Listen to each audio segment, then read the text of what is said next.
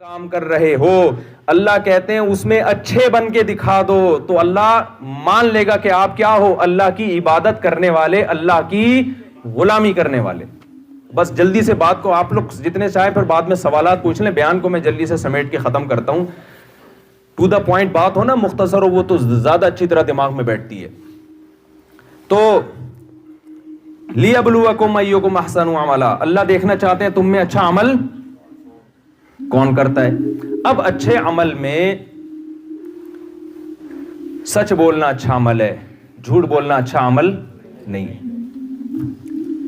کچھ اچھے عمل ایسے بھی ہیں جن کو آج ہم نے اچھے عمل کی فہرست سے نکال دیا. میں یہ عرض کر رہا تھا کہ عیسائیوں میں رہبانیت آئی, تبھی تو وہ ریاست اور اسٹیٹ کے ساتھ چل نہیں سکا نا وہ مذہب. ہم کل گئے روم میں, ویٹیکن سٹی کے نام سے بالکل ایک الگ ریاست ہے, اس کو کیا ہو گیا, ویٹیکن سٹی کے نام سے بالکل ایک الگ ریاست ہے نا.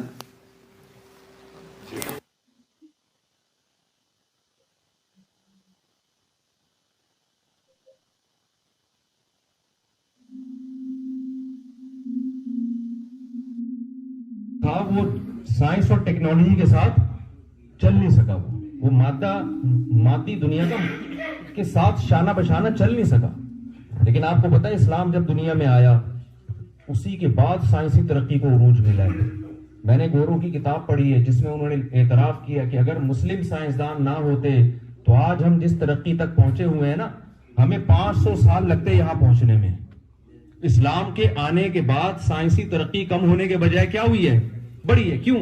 قرآن جگہ جگہ غور و فکر کا حکم دیتا ہے. ان فی ذلک لآیات لأولی الالباب, اس میں نشانیاں ہیں عقل مندوں کے لیے. ان فی ذلک لآیات لقوم یتفکرون, غور و فکر کرنے والوں کے لیے. ہوتا یہ ہے کہ جو باطل مذہب ہوتا ہے وہ آپ کو غور و فکر سے ہٹاتا ہے. وہ آپ کو کہتا ہے بس تمہارے باپ دادا نے جو کہہ دیا سر جھکا کے سنتے چلے جاؤ. اسلام جب آیا تو اسلام انہیں بار بار غور و فکر کرنے کی اپیل کر رہا ہے. الہم ارجل یمشون بہا, جن بتوں کے سامنے تم جھکتے ہو کیا ان کے پاؤں ہیں جس سے یہ چل سکتے ہیں؟ ام لہم اعین یبصرون بہا, کیا ان کی آنکھیں ہیں جن سے یہ دیکھ سکتے ہیں؟ ام لہم آذان یسمعون بہا, بتاؤ کیا ان کے کان ہیں جن سے یہ سن سکتے ہیں؟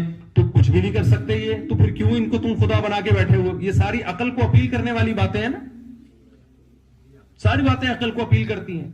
وَإِنَّ لَكُمْ فِي الْأَنَامِ الْعِبْرَةً نُسْقِيكُم مِّمَّا فِي بُطُونِهِ مِن بَيْنِ فَرْثٍ وَدَمٍ لَبَنًا خَالِصًا سَائِغًا لِلشَّارِبِينَ. اللہ نے غور کرنے کا حکم دیا. دیکھو سوکھا چارہ اس جانور کو کھلاتے ہو, کیسا چکنا گاڑا دودھ نکلتا ہے. کیا یہ فیکٹری آٹومیٹیکلی خود بخود وجود میں آ گئی ہے؟ آپ اس سوکھے چارے کو لے جائیں جاپان کے سائنسدانوں کے پاس کہ یار ایک تیل کا قطرہ, چکنائی کا قطرہ نکال کے دکھا دو, کہیں گے بھائی اب تک ایسی مشین جاپان نے بھی ایجاد نہیں کی ہے. اللہ کہتے ہیں میں تو صدیوں پہلے ایجاد کر چکا ہوں. کمال کی بات ہے جو کام اب تک جاپان کے سائنسدان نہیں کر سکے اس مشین کے بارے میں کہا جاتا ہے یہ خود بخود وجود میں آ گئی ہے. اس مشین کے بارے میں جس کو گائے بھینس کہتے ہیں, یہ کیسے ہو سکتا ہے بھائی؟ جو کام اب تک بڑے بڑے سائنسدان جو مشین نہیں بنا سکے وہ مشین آٹومیٹیکلی کیسے خود بخود وجود میں آ گئی؟ تو اللہ نے ہمیں کیوں بنایا میرے بھائی, یہ بات دماغ میں رہے گی آپ لوگوں کے.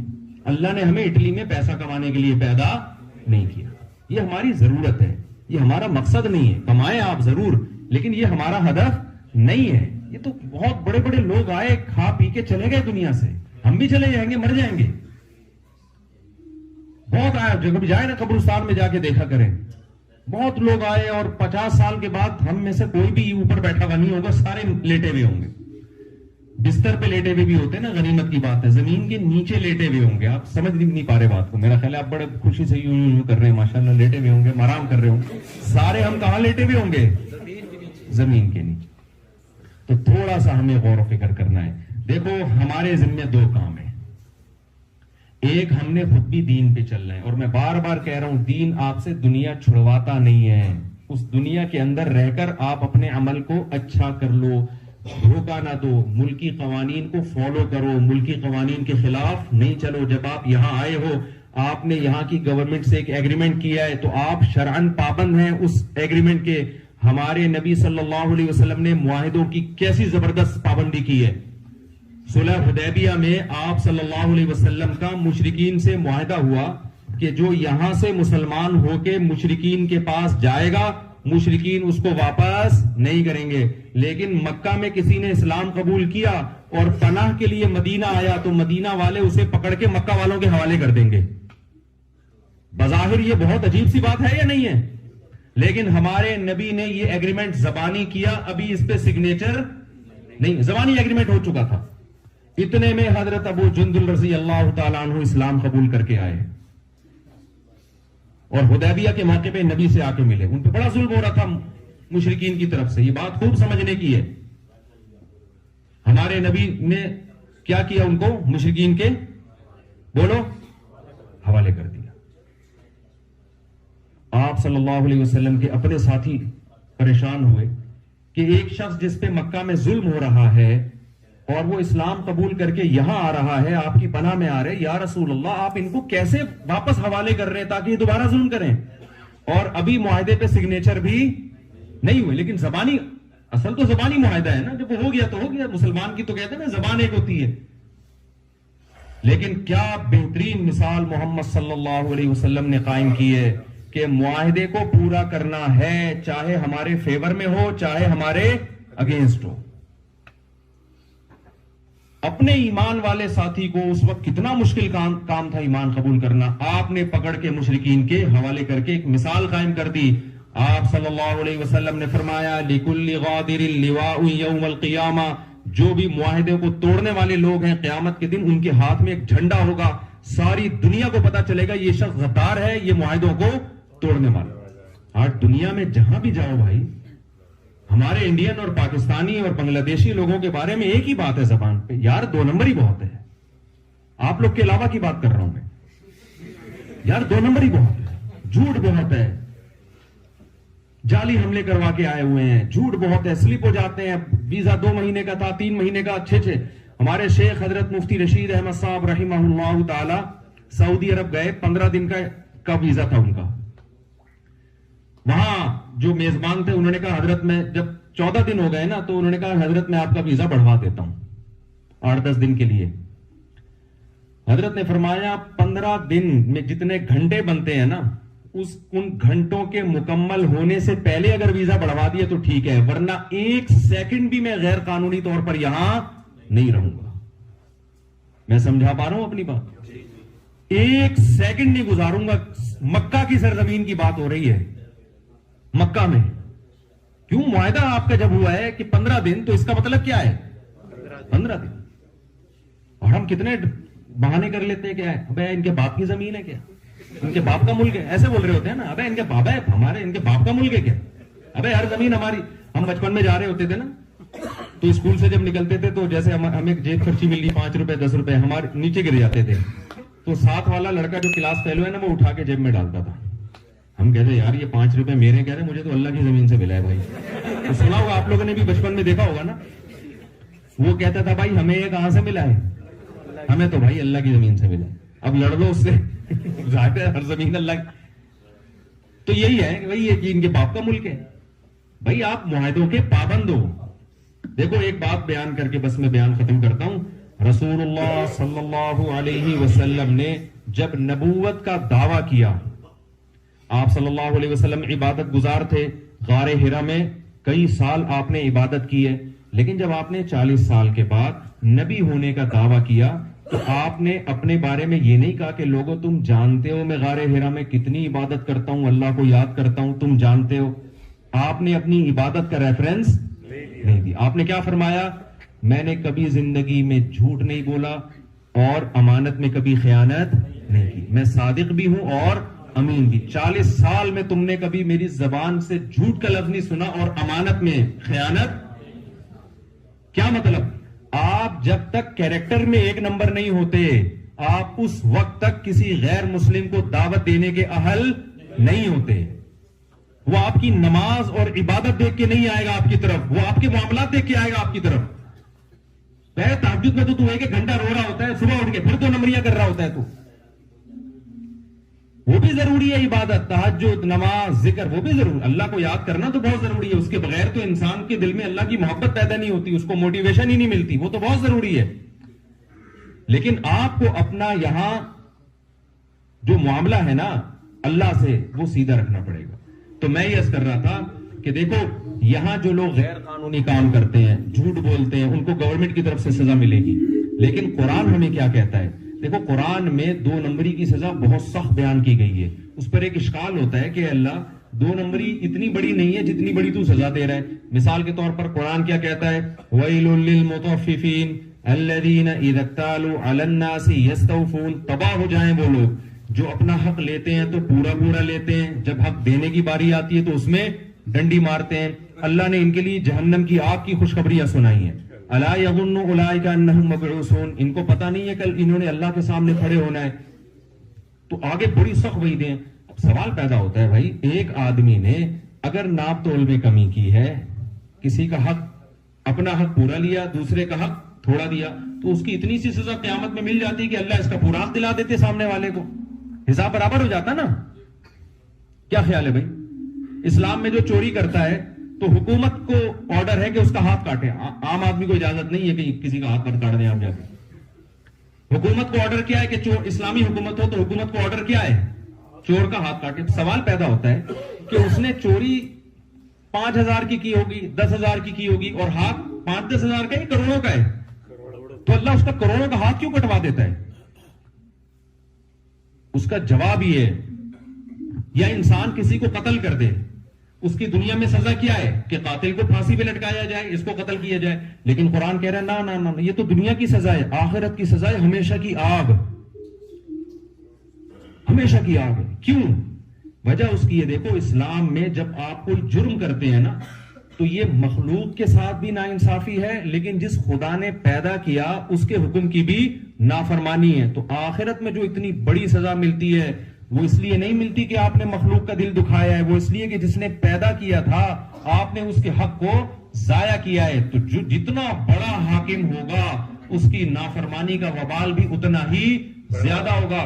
تو مسلمان کو دیانتداری میں سچ میں غیر مسلم سے کم 20 گنا زیادہ آگے ہونا چاہیے, اور مسلمان ان چیزوں میں 20 گنا پیچھے.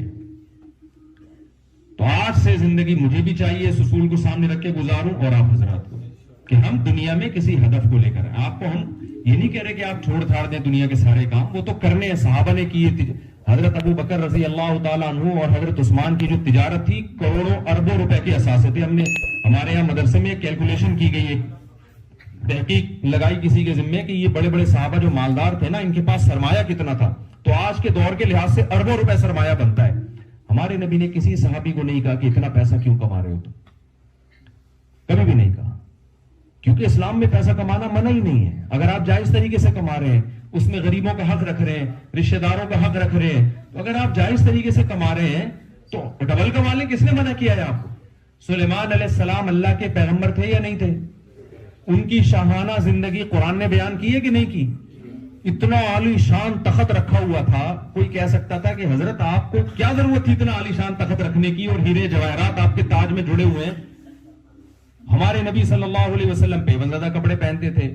سلیمان علیہ السلام بھی پیغمبر, محمد صلی اللہ علیہ وسلم بھی پیغمبر, دونوں اللہ کے نیک بندے. قرآن میں دونوں کی تعریفیں, ایک کو اللہ نے دولت دے کے آزمایا, اور ہمارے نبی صلی اللہ علیہ وسلم کی خواہش تھی کہ میں دولت نہیں رکھنا چاہتا, تو اللہ نے آپ کو آپ کی حساب سے زندگی عطا فرمائی. اس میں اللہ نے بتا دیا کہ نہ میری نظر میں پیسہ رکھنا برا ہے, نہ پیسہ نہ رکھنا برا ہے. میں تو یہ دیکھتا ہوں کہ اگر کسی کو میں نے مسکین بنایا تو غریب بن کے خدا کو راضی کرتا ہے, ناراض کرتا ہے.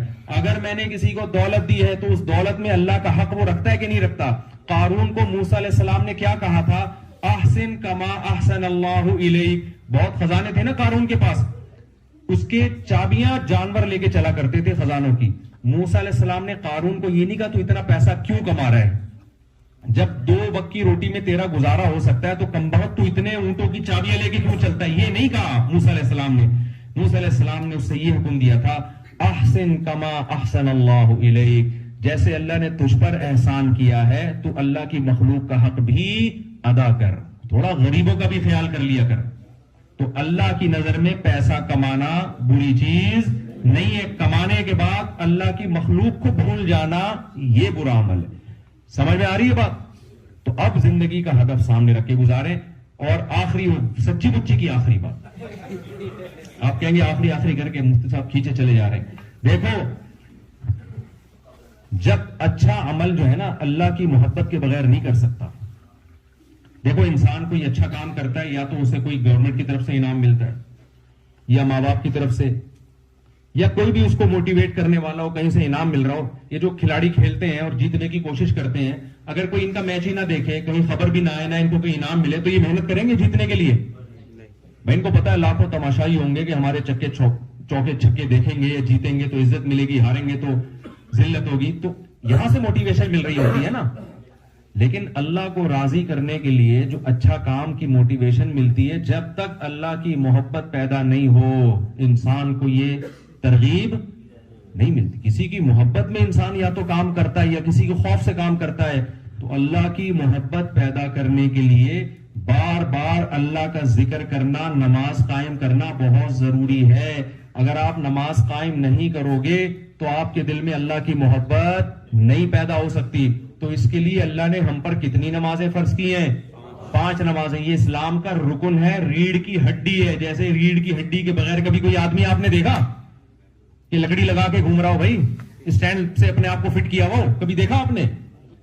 تو نماز کے بغیر اللہ ہمارے اسلام کو ماننے کے لیے تیار نہیں ہے. من ترک الصلاۃ متعمدا فقد کفر, صحیح حدیث ہے. جس نے جان کر نماز چھوڑ دی اس نے تحقیق کفر کیا. قد کا مطلب ہوتا ہے یقیناً کفر کیا اس نے. وہ اس قابل نہیں ہے کہ اپنے آپ کو مومن کہے. تو بھائی دیار کفر میں تو زیادہ ذمہ داری ہے نا کہ مسجدوں کو آباد کرو. کیا خیال ہے؟ اب مسجد, وہ علامہ اقبال نے کہا تھا نا, مسجد تو بنا دی دم بھر میں ایما کی حرارت والوں نے, من اپنا پرانا پاپی تھا برسوں میں نمازی بن نہ سکا. مسجد تو 2 منٹ میں بن جاتی ہے, آباد نہیں ہوتی. تو جو لوگ اللہ کے گھر کو آباد کرتے ہیں, دیکھو موسیٰ علیہ السلام کے دور میں جتنی توجہ اللہ کی حضرت موسیٰ کی طرف تھی فرعون کی طرف نہیں تھی. جو توجہ اللہ کی بنی اسرائیل کی طرف تھی وہ قبطی قوم کی طرف بولو نہیں تھی. اللہ نے بنی اسرائیل کی بدعمالیاں تھی جس کی وجہ سے غلام بن گئے, اللہ نے ان کو اوپر لانے کے لیے موسیٰ علیہ السلام کو بھیجا, پھر آزمائشیں آئیں, ان کو معجزے دکھائے. تو اللہ بنی اسرائیل کو اتنا پروٹوکول کیوں دے رہا ہے؟ کلمہ پڑھتے تھے, اللہ کو مانتے تھے, اللہ کی کتابوں کو مانتے تھے. اللہ کا ہم پر بہت بڑا احسان ہے کہ ہم جہاں بھی رہیں لیکن اللہ کو بھی مانتے ہیں, اللہ کے پیغمبروں کو بھی مانتے ہیں, اللہ کی کتابوں کو بھی مانتے ہیں. تو اللہ کی قسم جتنی اللہ کی نظر میں ہماری اہمیت ہے اتنی مخلوق میں کسی اور کی اہمیت نہیں ہے. اگر ہم اپنی اہمیت ہی نہیں جانیں گے, ہم اپنے آپ کو ویلیو نہیں دیں گے, تو اس کا مطلب جو نعمت اللہ نے ہمیں دی ہے ہماری نظر میں اس کی قدر نہیں ہے. تو اللہ کیسے قدر کرے گا پھر اس کی؟ تو اپنے آپ اپنے ایمان پہ فخر کرو, اپنے ایمان کو بچانے کی کوشش کرو. جب تک آپ کا مسجد سے تعلق نہیں ہوگا آپ اپنے ایمان کو نہیں بچا سکتے. دیکھو جب آپ دیار غیر میں رہتے ہو, غیر مسلم کنٹری میں رہتے ہو, تو آپ کو صبح و شام اپنے جیسے لوگوں سے ملنا ضروری ہے تاکہ آپ کو یہ احساس رہے کہ ہم کیا ہیں, مسلم ہیں. آپ کو یہ احساس رہے. آسٹریلیا میں ہمارے جاننے والے, ان کو بڑا اچھا خاندان, تو ان کے پڑوس میں یہودی رہتے ہیں. انہوں نے مجھے خود بتایا کہ یہودی کہنے لگا یار آپ لوگ کی گیدرنگ بڑی اچھی ہے, خاندان آپ لوگ کا بڑا اچھا ہے. ہم لوگ تو ہمارے ہاں تو اب نسل ہی ختم ہوتی جا رہی ہے, ہمارے ہاں تو وہ فیملی سسٹم ہی نہیں ہے. تو یہ نعمت اللہ نے ہمیں دی ہے تو ہمیں اس کو برقرار رکھنے کی کوشش کرنا ضروری ہے. تو اب یا تو آپ کسی نائٹ کلب میں جا کے مل لیا کریں آپس میں, کیا خیال ہے, یا پھر مسجد میں مل لیں. تو کیا کون سی جگہ بہتر ہے؟ وہاں ملتے ہوئے اچھے لگیں گے, وہاں تو پکڑے جائیں گے. کیا خیال ہے بھائی؟ آیا کہا تھا نکلا ہوا ادھر کو. بھائی محبتیں جو پیدا ہوتی ہیں میرے بھائی وہ نائٹ کلبوں میں نہیں ہوتی, وہاں وہ خواہشات کے پورے کرنے کی جگہ ہے. محبتیں کہاں پیدا ہوتی ہیں؟ مسجدوں میں پیدا ہوتی ہیں. تو مسجد سے جڑے. جماعت کی نماز اللہ نے کتنی پیارا عمل رکھا ہے کہ سارے کھڑے ہوتے ہیں ہاتھ باندھ کے اللہ کے سامنے قبلہ رخ ہو کے. صبح صبح کتنا اچھا لگتا ہے اللہ کا کلام سنا جائے, رکوع سجدہ وَتَقَلُّبَكَ فِي السَّاجِدِينَ. قرآن کہتا ہے نبی جب آپ سجدہ کرنے والوں کے ساتھ سجدہ کر رہے ہوتے ہو اللہ آپ کے اس عمل کو دیکھ رہا ہوتا ہے. تو یہ عمل اللہ کو بڑا پسند ہے. تو ان جگہوں میں میرے بھائی دین کو ہم نے زندہ رکھنا ہے اپنے عمل سے. عمل کا کیا مطلب؟ کردار ایک نمبر ہونا چاہیے, کوئی کام خلاف قانون نہیں ہو. یہاں کی گورنمنٹ کہے کہ مسلمان جتنے قانون کے پابند ہوتے ہیں اتنے غیر مسلم نہیں ہوتے. جب آپ کو پوچھیں کہ بھائی تو اتنے اچھے طریقے سے اٹلی میں کیوں رہ رہا ہے, کوئی آج تک تو نے کام خلاف قانون نہیں کیا, تو آپ بولیں کہ ہمارے مذہب کا حکم ہے, ہمارے دین کا حکم ہے, ہمارے قرآن کا حکم ہے. سمجھ میں آ رہی ہے کہ نہیں آ رہی ہے؟ اور دوسرا, اللہ کا حق پورا کرنا ہے. وہ کہاں پورا ہوگا؟ مسجدوں میں آ کے. تو مسجد سے تعلق قائم کریں گے کہ نہیں کریں گے؟ آپ کے ہاں امریکہ سے جماعت آئی ہوئی ہے, یہاں بیٹھے ہوئے ماشاءاللہ, تو تھوڑا سا بیٹھ جائیں ان کے پاس, ہیلو ہائی کر لیں, بھائی کیسے آنا ہوا, کس سلسلے میں. ایک آدمی کی شادی ہوئی نا, تو دلہن کے پاس گیا تو سمجھ میں نہیں آ رہا تھا بات کا آغاز میں کیسے کروں. ظاہر ہے پہلے زمانے میں پہلی دفعہ شادی ہوتی تھی, کبھی دیکھا بھی نہیں ہوتا تھا, تو سمجھ میں نہیں آ رہا کہ میں بات کا آغاز کیسے کروں. کافی دیر سوچنے کے بعد کہتا ہے میری کل آپ سے نکاح ہوا تھا, اس سلسلے میں حاضر ہوا. کل میری آپ سے شادی ہوئی تھی, میں اس سلسلے میں. تو تبلیغ والوں سے کہیں کہ بھائی ہمیں پتا چلا ہے کہ آپ امریکہ سے آئے ہیں, ہم اس سلسلے میں بولو بھائی تھوڑا سا جڑ جایا کریں. یہاں مولانا صاحب ہیں, مولانا ابو ذر صاحب ہیں, دعوت کے کام میں جڑے ہوئے. تبلیغ کا کام اللہ نے پوری دنیا میں پھیلا دیا, اور اللہ کا کتنا بڑا فضل ہے کہ پوری دنیا میں قابل قبول ہے. یہ ابھی تو سعودی عرب میں بھی سنا اجازت دیتی ہے. کیوں؟ کوئی ایسی الٹی سیدھی بات نہیں کر رہے ہوتے, کوئی وائلنس ہی نہیں پھیلا رہے ہوتے, کوئی اس طرح کی کوئی اختلافی کوئی فرقواریت کی بات نہیں. سیدھا سیدھا اللہ سے ہونے کا یقین, غیر اللہ سے کچھ نہ ہونے کا یقین, اپنے ہدف کو سامنے, آپ کو آپ کی منزل بتا دیں گے وہ. تو جب تک میرے بھائی یہاں رہ کر کسی نیٹ ورک میں نہیں جڑو گے, تو حدیث میں کیا آتا ہے کہ جو بکری جو ریوڑ سے الگ ہوتی ہے, بھیڑیا اسی پہ حملہ کرتا ہے. تو جب آپ اپنی گیدرنگ سے ہٹ جاؤ گے نا یہاں پہ, تو پھر میرے بھائی شیطان نما جو بھیڑیا ہے وہ آپ پہ حملہ کرے گا. ہو سکتا ہے آپ عیش والی زندگی گزار لو, لیکن رنگ للیوں پہ زمانے کی نہ جانا اے دل, یہ خزاں ہے جو بانداز بہار آئی ہے. تھوڑے دن کے بعد بڑھاپا بھی آنے والا ہے. یہ جوانی کی مستیاں بہت جلد مارکیٹ سے شارٹ ہونے والی ہیں. تھوڑا سا وہ ایک ایپلیکیشن آتی ہے, تصویر کھینچو, آتی ہے نا ایپلیکیشن, تصویر کھینچ کے اس میں دیکھو کہ میں بڑھاپے میں کیسا لگوں گا. آپ کو خود اپنے اوپر ترس آئے گا, آپ کا دل چاہے گا ان سے دم کرواؤں اپنے اوپر.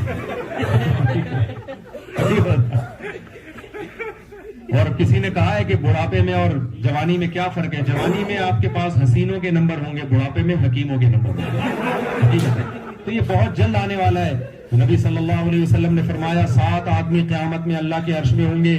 شاب نشأ فی عبادت اللہ عز وجل, وہ جوان آدمی جس نے جوانی میں برائیوں سے بچاؤ. تو آپ یہاں اٹلی میں رہ کر آپ برائیوں سے بچو. آپ ان غیر مسلموں کے لیے پیغام بنو گے یار, مثال بنو یار. یہ اپنی بیویوں سے وفا کرتے ہیں, یہ اپنے بچوں سے وفا کرتے ہیں, یہ جس ملک میں رہتے ہیں اس ملک سے وفا کرتے ہیں, یہ لوگوں سے وفا کرتے ہیں.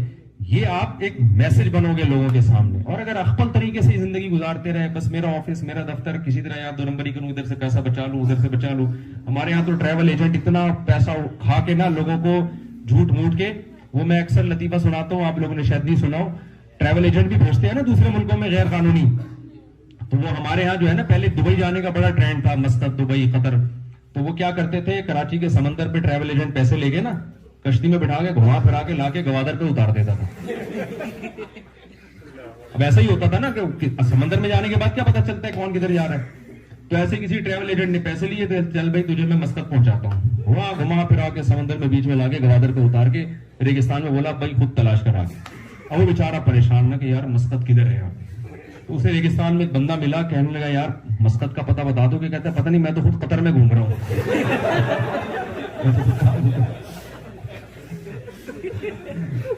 تو یہ 2 نمبریاں بہت ہوتی ہے. اللہ تعالی ہم سب کو 2 نمبریوں سے بچائے. تو مسجد سے جڑنے کا سب جو ارادہ کرتے ہیں ذرا ہاتھ کھڑا کریں. اللہ مجھے بھی توفیق دے, آپ حضرات کو بھی. اگر میرے بیان کا صرف اتنا آپ نے عمل کر لیا نا کہ مسجد سے جڑنا سیکھ لیے, تو بس میں سمجھتا ہوں کہ یہاں جو اس بیان کا مقصد ہے وہ انشاءاللہ حاصل ہو جائے گا. باقی چیزیں جب جڑتے رہیں گے تو خود بخود سمجھ میں آنا شروع ہو جائیں گی. اللہ تعالی ہمیں سمجھنے کی, عمل کی توفیق عطا فرمائے. وما علینا الا البلاغ. الحمدللہ رب العالمین, والعاقبۃ للمتقین, والصلاة والسلام علی رسولہ الکریم وعلی آلہ وصحبہ اجمعین. ربنا آتنا فی الدنیا حسنۃ وفی الآخرۃ حسنۃ وقنا عذاب النار. اللهم انا نسألک من خیر ما سألک منہ نبیک محمد صلی اللہ علیہ وسلم, ونعوذ بك من شر ما استعاذك منه نبيك محمد صلى الله عليه وسلم أنت المستعان وعليك البلاغ ولا حول ولا قوة إلا بالله صلى الله تعالى على خير خلقه محمد وعلى آله وصحبه أجمعين برحمتك يا